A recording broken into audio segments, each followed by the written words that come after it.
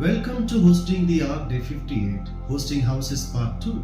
Today we are looking at the house of Mary, Martha and Lazarus, a house that welcomed Jesus, experienced his presence, witnessed resurrection and became a place of worship. Hosting the arc दिन 58 hosting houses भाग 2 में आपका स्वागत है। आज हम Maryam, Martha और लाजर के घर को देख रहे हैं। एक ऐसा घर जिसने यीशु का स्वागत किया, उसकी उपस्थिति का अनुभव किया, पुनरुत्थान की गवाही देखी और आराधना का स्थान बन गया। In Luke chapter 10 verse 38, Martha welcomed Jesus into her house. This is where hosting begins, making room for Jesus. लूका 10:38 में मार्था ने यीशु का अपने घर में स्वागत किया। यहीं से मेजबानी शुरू होती है, यीशु के लिए स्थान बनाना। But then we see Mary sitting at the feet of Jesus and listening to his word. Martha was serving while Mary was sitting. Jesus did not condemn service, but he showed Martha that she had become distracted by many things. लेकिन फिर हम देखते हैं कि मरियम यीशु के चरणों में बैठकर उसका वचन सुन रही थी। मार्था सेवा कर रही थी जबकि मरियम बैठी हुई थी।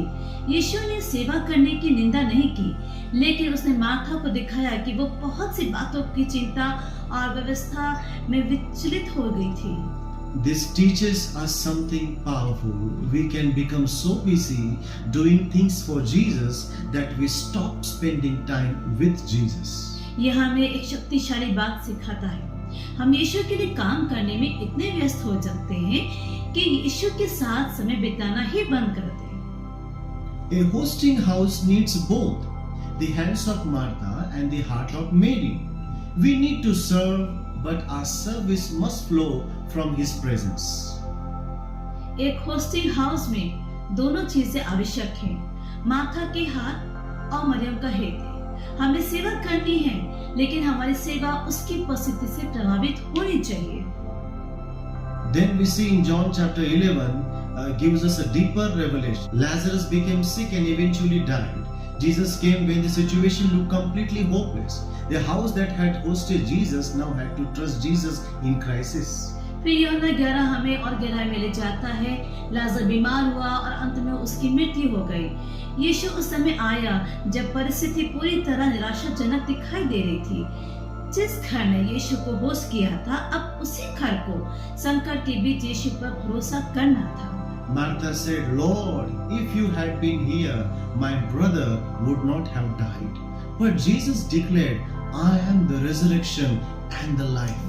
Jesus did not simply bring resurrection to their house, He revealed who He was in the middle of the crisis. Martha ने कहा, हे प्रभु, यदि तू यहाँ होता तो मेरा भाई ना मरता। लेकिन यीशु ने घोषणा की, मैं पुनरुत्थान और जीवन हूँ। यीशु ने केवल उनके घर में पुनरुत्थान नहीं लाया, उसने उनके संकट के बीच ये प्रकट किया कि वो कौन है। And this is very important for every hosting house today. The presence of Jesus does not mean we will never face problems. It means problems will never have the final word. ये हर hosting house के लिए महत्वपूर्ण है। यीशु की उपस्थिति का अर्थ ये नहीं है कि हम कभी समस्याओं का सामना नहीं करेंगे। इसका अर्थ ये है कि समस्याओं को अंतिम शब्द नहीं मिलेगा। Lazarus came out of the tomb and the house now carried a testimony. This teaches us that what God does privately in a hosting house can become a public testimony. लाजर कब्र से बाहर आया और अब उस घर के पास एक गवाही थी। ये हमें सिखाता है कि परमेश्वर होस्टिंग हाउस में जो कुछ निजी रूप से करता है, वो आगे चलकर सार्वजनिक गवाही बन सकता है। Then in John chapter 12, Jesus returned to Bethany.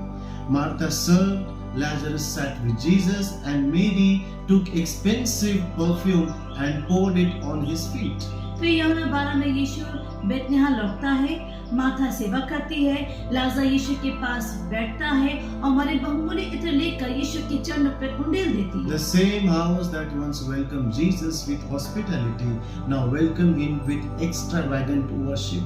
Mary understood that Jesus was more valuable than what she was carrying. वही घर जिसने पहले अतिथि का साथ यीशु का स्वागत किया, अब बलिदानी और अत्यधिक आराधना के साथ उसका स्वागत कर रहा था। मरियम समझ गई थी कि यीशु उस बहुमूल्य वस्तु से कहीं अधिक मूल्यवान है जो उसके हाथ में थी। This gives us a prophetic progression. First welcome, then presence, then transformation and resurrection, worship. ये हमें एक भविष्य सूचक क्रम दिखाता है: स्वागत, उपस्थिति, परिवर्तन, पुनरुत्थान, आराधना। God does not want our homes to simply receive His presence. He wants our homes to become places where something is poured out: prayer, worship, love, generosity and service. परमेश्वर नहीं चाहता कि हमारे घर केवल उसकी उपस्थिति को प्राप्त करे। वो चाहता है कि हमारे घर ऐसे बने जहाँ कुछ उंडेला जाए: प्रार्थना, आराधना, प्रेम, उदारता और सेवा। And here is the lesson today. The house is not the destination, Jesus is. The blessing is not the destination, the testimony is not the destination, the ministry is not the destination. Jesus must remain at the center. और जहाँ सबसे गहरी बात है, घर मंजिल नहीं है, यीशु ही मंजिल है। आशीष मंजिल नहीं है, गवाही मंजिल नहीं है, सेवकाई मंजिल नहीं है। यीशु ही हमेशा केंद्र में रहना चाहिए। So today let us ask ourselves, is my house merely a private place where I live, or is it becoming a place where Jesus is welcomed, honored and worshipped? इसलिए आज हमें स्वयं से पूछना चाहिए, क्या मेरा घर केवल रहने की जगह है या ये ऐसा स्थान बन रहा है जहाँ यीशु का स्वागत, सम्मान और आराधना की जाती है। Welcome His presence, trust in the crisis, pour out your worship, keep Jesus at the center. उसकी उपस्थिति का स्वागत करें, संकट में उस पर भरोसा करें, अपनी आराधना उंडेल दें और यीशु को अपने जीवन और घर के केंद्र में बनाए रखें। God bless you all.